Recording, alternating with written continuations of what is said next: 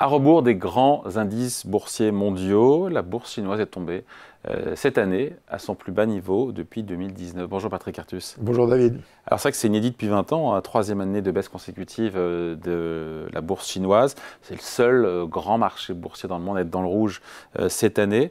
On se dit que les investisseurs étrangers ont eu le nez creux en sortant du marché chinois quand même. Hein. Oui, mais il y a plein de raisons qui justifient cette attitude des investisseurs internationaux vis-à-vis des investissements en Chine. Tout part effectivement du vieillissement démographique de la Chine. Vous savez que la population en âge de travailler, s'il n'y a pas de réforme de l'âge de la retraite, vous savez que les hommes prennent leur retraite à 60 ans en Chine et les femmes à 55 ans. Hein. Mais ça serait extraordinairement impopulaire de prolonger l'âge de l'activité en Chine. Et Xi Jinping n'a pas touché pour l'instant à l'âge de la retraite. Si à l'âge de la retraite constant, la population en âge de travailler en Chine décroît de 1% par an maintenant et de un peu plus de 1% par an dans le futur. Et donc il y a une contraction de la population active. Et il est bien documenté que quand vous avez, alors qui va de pair avec un vieillissement de l'âge des actifs, hein, les actifs sont de plus en plus vieux.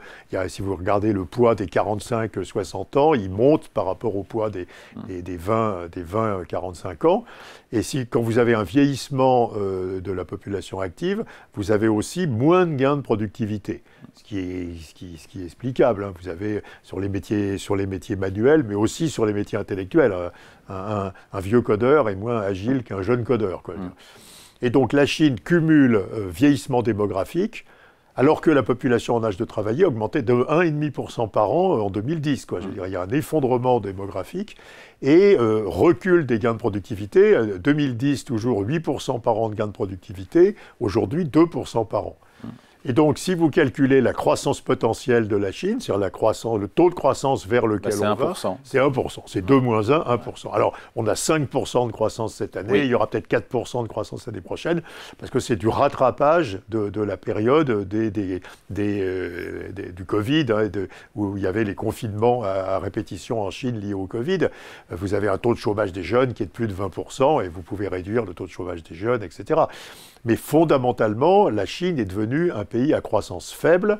Et en plus, c'est devenu un pays à croissance faible qui est tiré par le reste du monde, puisque les exportations de la Chine et les importations de la Chine, qui croissent à peu près parallèlement, sont en croissance en moyenne négative.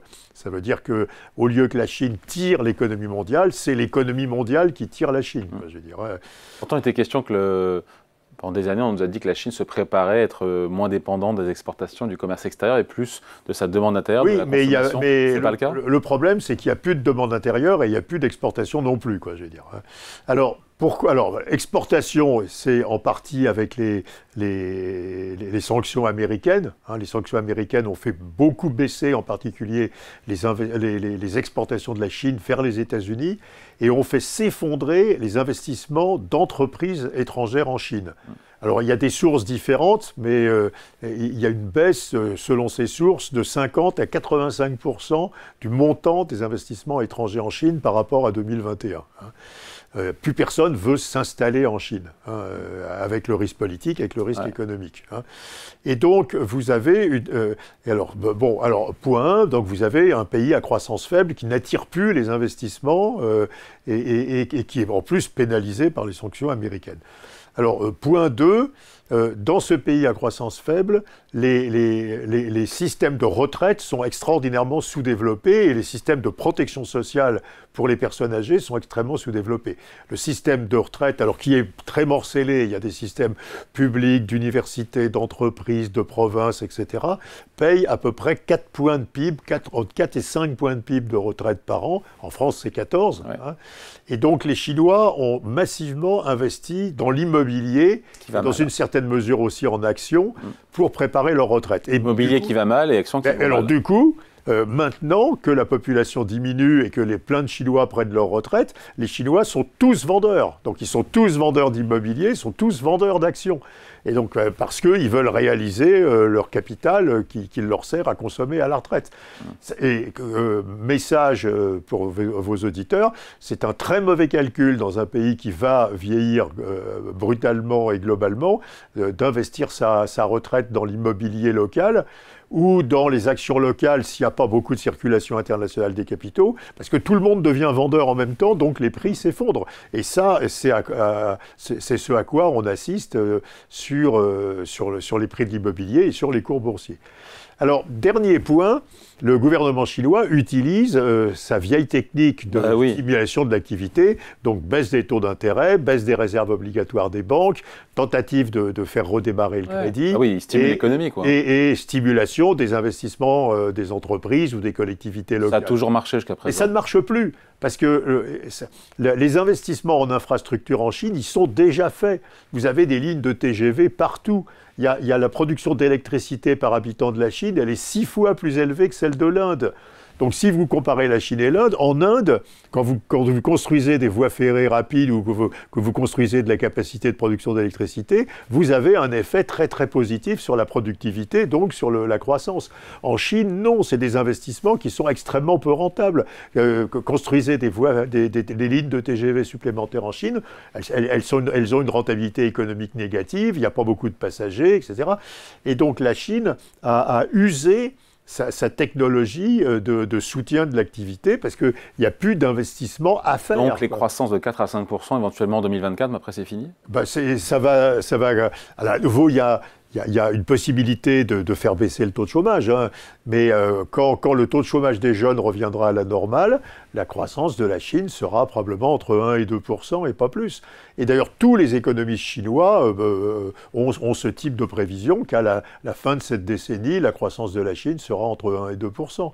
Donc aucun intérêt, encore une fois, aucun intérêt d'investir dans les marchés boursiers. Donc, parce que historiquement, les rebonds boursiers en Chine, quand ils arrivent, ils sont hyper puissants. Oui, mais à nouveau, vous avez... des marchés les moins valorisés. Oui, mais le contexte démographique, la population en âge de travailler de la Chine a cru jusqu'à la fin en 2016-17. Hein, c'est un effondrement extrêmement brutal qui est lié à l'arrivée des enfants uniques sur le marché du travail, quoi.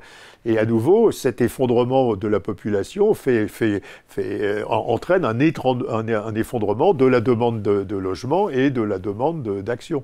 Et donc, je crois qu'il ne faut pas investir en Chine en quoi que ce soit des investissements financiers, soit des investissements immobiliers, soit des investissements d'entreprise.